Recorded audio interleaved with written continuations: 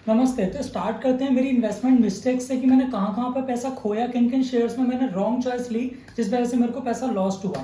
तो इसमें पहली कंपनी आती है CDSL। तो मैंने ये अपने दोस्त के कहने पर खरीदा था कि भाई नंबर ऑफ अकाउंट्स खुल रहे हैं ज़्यादा से ज़्यादा, तो CDSL खरीद लो, उसमें फ्यूचर में अच्छा फायदा हो सकता है। बट उसके साथ प्रॉब्लम मेरे को ये दिखी, जो नंबर ऑफ अकाउंट्स खुल रहे हैं वो मोस्टली अकाउंट्स मतलब ट्रेडिंग के लिए यूज़ होते हैं, ना कि इन्वेस्टमेंट के लिए। मैं अभी कुछ इंटरव्यूज पहले देख रहा था, एक का इंटरव्यू एक सर रामदेव अग्रवाल सर थे, उन्होंने बताया कि 250 लाख करोड़ रुपए का ट्रेड होता है दिन का, जिसमें से इन्वेस्टमेंट की बेट्स बहुत कम होती हैं। मोस्टली लोग खरीदते हैं और बेच के चले जाते हैं, जिसमें कि ब्रोकरेज तो कम जाता है, लेकिन जो CDSL को पैसा मिलता है वो मिलता है शेयर सेल करने पे 15 रुपए कुछ पैसे, लगभग 16 रुपए वो मिलता है जब आपका शेयर आपके डीमेट में आ जाता है। तो डीमेट में शेयर आने के जो नंबर्स हैं वो इतनी तेजी से ग्रो नहीं कर रहे हैं जितनी एग्रेसिवली ट्रेडिंग का मार्केट ग्रो कर रहा है। तो इस वजह से मेरे को नहीं लेना चाहिए था, पहली चीज़। और दूसरी चीज़, मैंने वो खुद से एनालाइज नहीं किया था, मैंने अपने दोस्त के बोलने पर खरीदा था। तो बोरोड नॉलेज से पैसा नहीं बन सकता है जब तक हमें खुद समझ नहीं आ जाता कि वो कंपनी हमारे लिए सूटेबल है। ओके। इसके अलावा सेकंड कंपनी की बात करते हैं। इसका नाम था दौलत एल्गोटेक। मैंने देखा कि ये सॉफ्टवेयर से ट्रेडिंग करने वाली कंपनी है। मेरे को इसके इन्वेस्टर्स वगैरह और जो इसके प्रमोटर्स हैं उनके बारे में कुछ खास नॉलेज नहीं थी। थोड़े बहुत नंबर्स देख के मैं ग्रीड में आके उनमें इन्वेस्ट किया था। उसमें मैंने एक छोटा टोकन डाला था। तो मैंने दो चीज़ नोटिस करी कि पहली चीज़, जब मैंने कंपनी का जो फाउंडर्स हैं, जो प्रमोटर्स हैं, उनके बारे में अच्छे से नहीं जान पाया, और वो छोटी कंपनी थी और मैंने अपना छोटा टोकन डाला था। वो छोटी कंपनी की वजह से वो नैनो कैप और माइक्रो कैप में आ जाती हैं। नैनो कैप और माइक्रो कैप में रिस्क कंपैरेटिवली बहुत ज़्यादा हाई होता है, जिसमें मेरा ग्रिप अभी तक नहीं है। नैनो कैप में जनरली क्या होता है, जो बड़े इन्वेस्टर्स इन्वेस्ट करते हैं वो प्रमोटर्स से डायरेक्ट मिल लेते हैं। बट हम जैसे नॉर्मल लोगों के लिए वो पॉसिबल नहीं है, क्योंकि भाई वो 500 करोड़ 1000 करोड़ का बंदा हमसे क्यों मिलेगा। तो इस वजह से मेरे को उसमें लॉस गया, मेरा 30-40% का कैपिटल उसमें वाइप आउट हो गया। सेकेंड चीज़ मैंने उसमें नोटिस करी, मैंने उसमें बहुत छोटा टोकन डाला था। जब भी मैं छोटा टोकन डालता हूँ तो मेरे को ट्रस्ट कम होता है कंपनी पर। तो मैं साल भर के बाद जब देखता हूँ तो जिसमें भाई सबसे कम पैसा डाला उसमें नुकसान ही गया है। मतलब जब मैं ज़्यादा पैसा डालता हूँ तो मैं देखता हूँ कि भाई प्रमोटर्स क्या हैं, कंपनी करती क्या है, सेक्टर में ग्रोथ है या नहीं, पूरी रिसर्च करके डालता हूँ। तो उसमें मैंने देखा कि जो मेरे लॉसेज हैं वो टेम्परेरी बेसिस के लॉसेज हैं, प्लस मेरे को ज़्यादा लॉसेस हुए नहीं जब मैंने ज़्यादा पैसा डाला है, ये चीज़ हुई। इसके अलावा एक कंपनी और थी, जो भी कंपनीज के मैं नाम ले रहा हूँ, मैं किसी को डिफेम नहीं करना चाहता, ये मेरी मिस्टेक थी। कंपनी बहुत बढ़िया थी, मेरी मिस्टेक थी, मैंने उसको एनालाइज करने में गलती करी। तो ASRL उसका नाम था, एड शॉप रिटेल लिमिटेड। वो कुछ हर्बल प्रोडक्ट वगैरह बनाती थी। बट मेरे को लेटर ऑन पता लगा कि वो MLM वगैरह से अपनी कंपनी को प्रमोट कर रही है, जो कि एक स्केलेबल मॉडल नहीं है। थोड़ा सा फ्रॉडलेंट एक्टिविटीज़ मेरे को लगी। मैं किसी को डीफेम नहीं कर रहा हूँ, मैं अपना एक्सपीरियंस बता रहा हूँ कि मैंने एनालाइज करने में क्या मिस्टेक करी। तो मेरे को थोड़ा सा फ्रॉडलेंट एक्टिविटीज़ लगी, जिस वजह से मैंने उसमें छोटा टोकन डाला था आउट ऑफ ग्रेड कि भाई प्रॉफिट और revenue, top line bottom line speed में ग्रो कर रहा है, तो हो सकता है जल्दी जल्दी मेरा पैसा दुगना तिगुना 5 गुना हो जाए। दुगना तिगुना 5 गुना तो नहीं हुआ, बल्कि मेरा पैसा 55-60 गुना, आधा 55-60% आधा रह गया। तो उससे मेरा जो उसमें पैसा बनने वाला था वो बिल्कुल ख़त्म हो गया।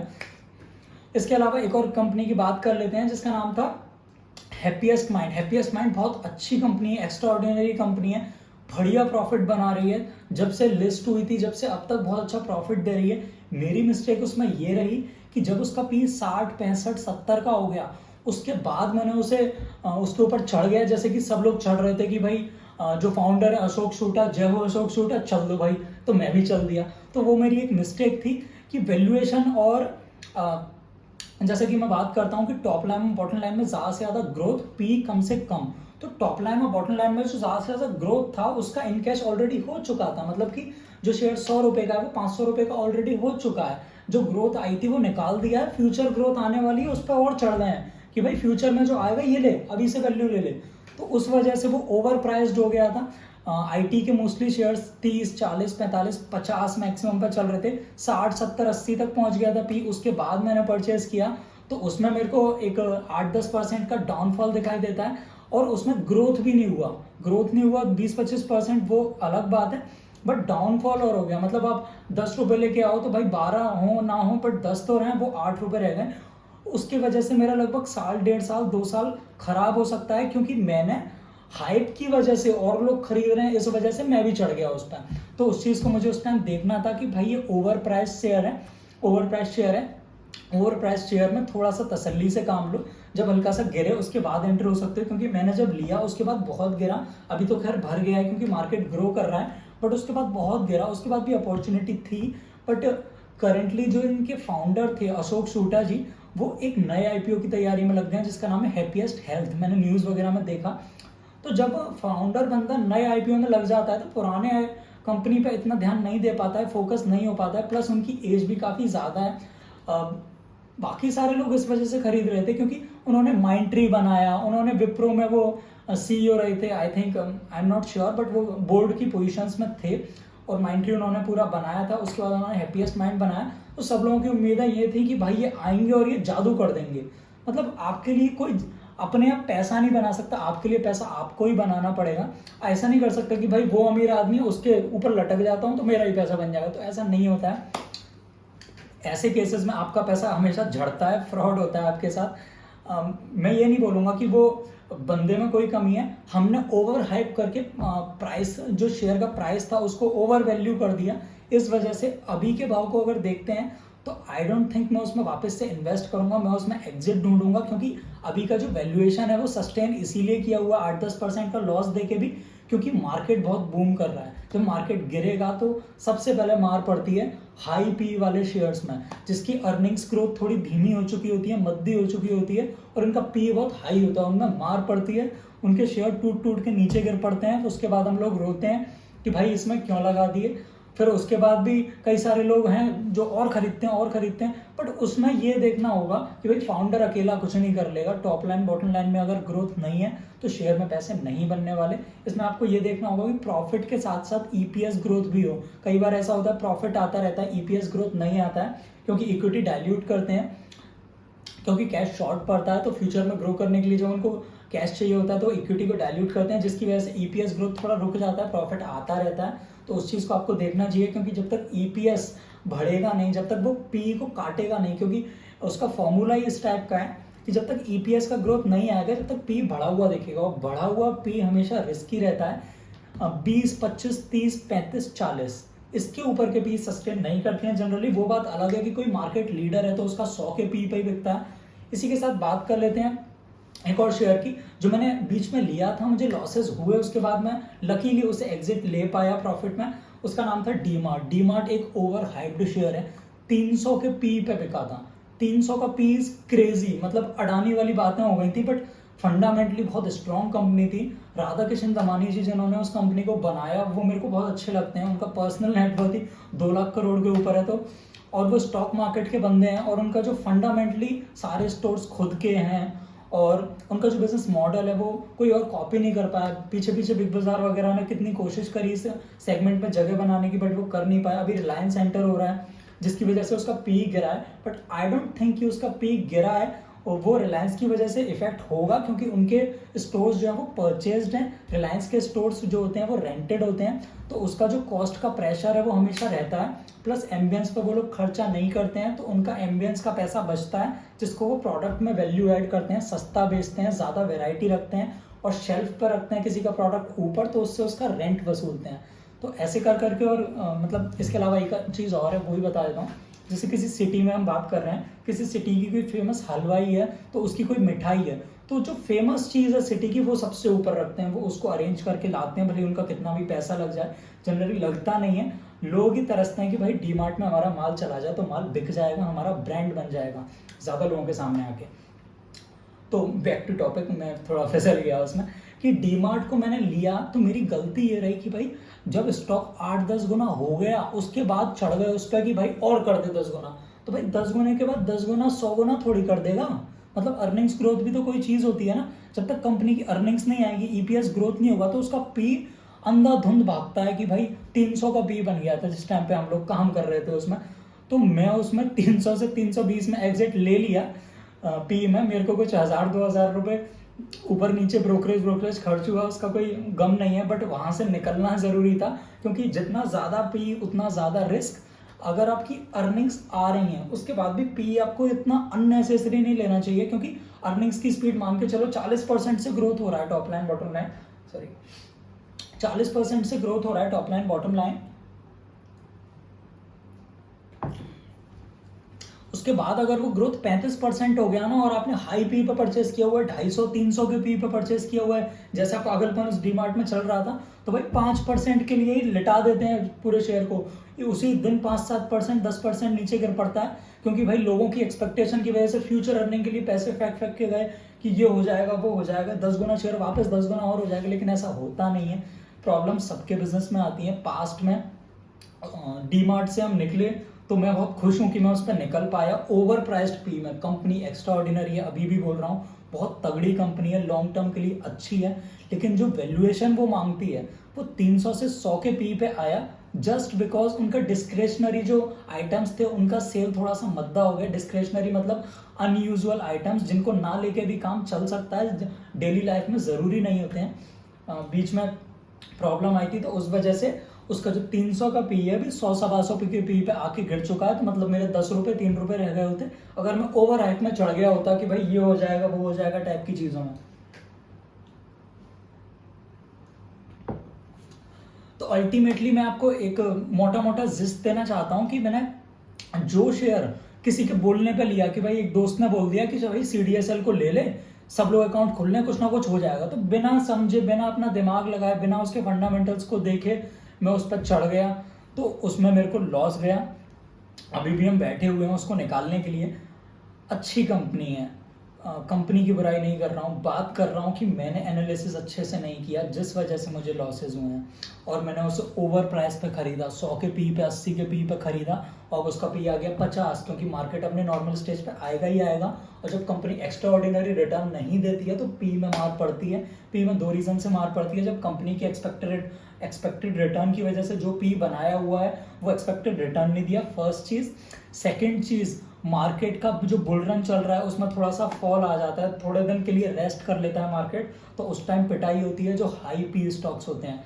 तो मैंने अपने पोर्टफोलियो में सीधा सीधा एक चीज़ लगाई कि भाई हाई, मेरा जिसमें सबसे ज़्यादा इन्वेस्टमेंट है वो सबसे ज़्यादा इन्वेस्टमेंट वाले शेयर्स कैसा परफॉर्म कर रहे हैं और जो लो इन्वेस्टमेंट वाले शेयर्स हैं वो कैसा परफॉर्म कर रहे हैं। तो जो हाई इन्वेस्टमेंट वाले शेयर्स थे उसमें से एक हैप्पीएस्ट माइंड भी था, शेयर के नाम से खाली एजुकेशनल पर्पस के लिए हैप्पीएस्ट माइंड भी था, तो उसमें मेरे को इतना लॉस नहीं हुआ, मतलब एक ही था, बाकी 4-5-6 शेयर थे वो सारे प्रॉफिटेबल, बट जो जिसमें मैंने सबसे कम इन्वेस्ट किया वो सारे लॉस मेकिंग, मतलब एक भी प्रॉफिटेबल नहीं।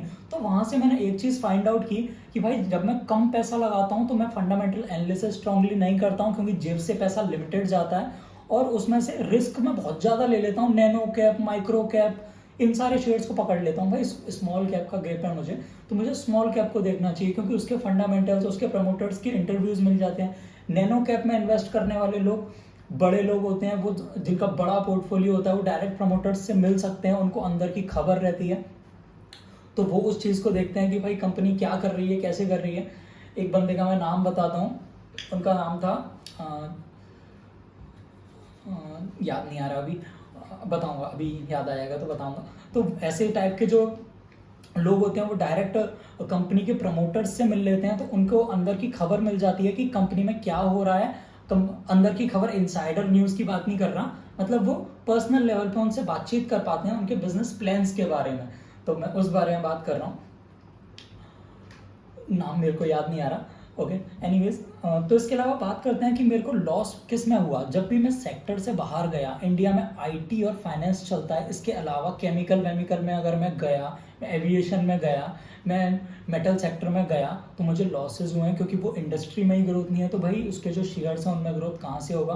तो मोस्टली 99% ऑफ द शेयर्स पिटते हैं मेरे जब भी मैं आउट ऑफ सेक्टर जाता हूँ या फिर out of my cap grip जाता हूँ। मतलब कैप का ग्रिप मेरे को स्मॉल कैप और मीडियम कैप का, मिड कैप का ग्रिप अच्छा है, नैनो कैप, माइक्रो कैप, इनका ग्रिप अच्छा नहीं है क्योंकि इसका इतना नॉलेज नहीं मिल पाता। बीएसई पे लिस्टेड होते हैं ज़्यादातर, एनएसई पे लिस्टेड नहीं होते, तो उस तरह से देखना चाहिए। जहाँ मेरा ग्रिप अच्छा था, जहाँ मैंने स्मॉल कैप में फंडामेंटल एनालिसिस करके प्रमोटर्स के इंटरव्यूज को देख के कि उनका बिहेवियर कैसा लग रहा है, क्लियरली चीज़ों को बता रहे हैं नहीं बता रहे हैं, वहाँ पे इन्वेस्ट किया, वहाँ पे मेरा अच्छा प्रॉफिट बना। मैंने पास में भी एजुकेशनल पर्पस के लिए एक शेयर बताया था जो मैंने खरीदा था, दैट इज न्यूजेन सॉफ्टवेयर। साल भर के अंदर हमने उसमें 130-140% के रिटर्न पे बैठे हुए हैं, अभी भी हमने बेचा नहीं है। आज के वैल्यूएशन पे अगर उसे कोई खरीदता है तो पी एक्सपेंशन उसे नहीं मिलेगा। हमने खरीदा था जब उसका ग्रोथ था बहुत ज़्यादा, पी था बहुत कम, 12-14 के पी पर लिया। जब ग्रोथ था बहुत ज़्यादा, पी था बहुत कम। ये फॉर्मूला है जहाँ से मेरे को प्रॉफिट्स बनते हैं। एजुकेशनल पर्पस के लिए न्यूज़ पे मत चढ़ जाना, क्योंकि शेयर की बात नहीं हो रही है, फंडामेंटल की बात हो रही है। आपको सीखना जो ज़रूरी है वो है फंडामेंटल एनालिसिस, कि कंपनी जो हमारे सामने आती है तो हमें क्या चीज़ देखनी है। हमें देखना है कंपनी का प्रॉफिट कैसा है, कंपनी का रेवेन्यू कैसा है, कंपनी का ईपीएस ग्रोथ की स्पीड कैसी है। इसके अलावा दो चीज़ और देख सकते हैं, कंपनी का आरओआई कैसा है, कंपनी का कैश फ्लो कैसा है। किस कंपनी के पास कैश फ्लो अच्छा होता है वो मोस्टली प्रॉफिट बनाती है। बैंक्स पे ये चीज़ अप्लाई नहीं होती है, क्योंकि बैंक्स को अलग तरह से एनालाइज करते हैं, लेकिन मोस्टली बिजनेसेस कैश फ्लो के बेस पर अच्छा परफॉर्म करते हैं। जिसमें अगर मान के चलो मैं पीछे से उधार माल खरीद रहा हूँ, उसको कैश पे बेच रहा हूँ, तो अब मैं सामने वाले से कैश रिसीव कर लूंगा, मेरे पास कैश रहेगा, मुझे उसे पेमेंट करना है 2 महीने बाद, अगले क्वार्टर में, अगली साल, क्वार्टर में, अगली साल तो नहीं, खैर, बट सामने से मुझे कैश आ रहा है। तो अब अगर मेरे को उसको डबल वहाँ से डिमांड आई, मुझे सप्लाई देनी है, मेरे को उधार पीछे से फिर मिल जाएगा, मैं थोड़ा सा पैसा दूंगा, यहाँ से फिर कैश आएगा। तो जब मैं कैश का बिजनेस करता हूँ, मेरे पास कैश फ्लो अच्छा रहता है, तो मेरी स्केलेबिलिटी बढ़ जाती है। यहाँ से अगर 10 गुना डिमांड आ गया और आपका बिजनेस साइकिल उल्टा है कि आप कैश पे खरीदते हो, उधार पे बेचते हो, तो अब लेना पड़ेगा डेट। डेट लेने से कंपनी बर्बाद होती है, कंपनी डूबती है। जितने भी सेक्टर इंडिया में डूबे हैं, not every sector, most of the sector, debt की वजह से, प्राइसिंग पावर की वजह से, सिक्लिकलिटी की वजह से, और जो जिसका एक रेंज होता है कि भाई मेटल है तो मेटल इतने ही रुपए किलो है, वो जो एक उस पर ढक्कन लग जाता है कि भाई इससे ऊपर नहीं बेच सकते, वो वाले सेक्टर डूबते हैं। चीनी मिल्स की बात करी थी, एविएशन की बात करी थी। एविएशन सेक्टर में प्रॉब्लम क्या है, जैसे मान के चलो आपका प्लेन उतर के आ रहा है, आप फ्लाइट में बैठे हुए हो, सामने से हवा ज़्यादा है या बारिश ज़्यादा है, तो उसमें क्या, उस केस में क्या होगा कि आपको प्लेन घुमा के लाना पड़ेगा, नहीं तो फ्लाइट क्रैश कर जाएगी। बट आपने जो कैलकुलेशन लगाया है कॉम्पिटेटिव मार्केट का, तो आपने सस्ते में टिकट बेची है ताकि हमारे पास आए। वहां से जो घुमा के उसको चक्कर लगा के लाएगा प्लेन को, उसका फ्यूल, पायलट की सैलरी, एक्स्ट्रा टाइम वो खर्च करेगा, और उसमें काफ़ी सारा स्टाफ लगा हुआ है, लाइटिंग वाइटिंग, इतना सारा फ्यूल कंजप्शन है। अगली फ्लाइट को डिले होगा, उसकी टिकट के पैसे आप लौटाओगे, उसके रहने वहने का खर्चा देने की चीज़ें होती हैं, ऑनलाइन में देखता हूँ। तो वो सब चीज़ें लॉस बनाती हैं, जिस वजह से पूरी इंडस्ट्री बर्बाद है। बड़ी से बड़ी कंपनीज बर्बाद हुई हैं एविएशन सेक्टर में। सब लोग बोलते हैं कि भाई पैसा खोना है, एविएशन जाओ। तो that's all for today. Thank you so much for watching.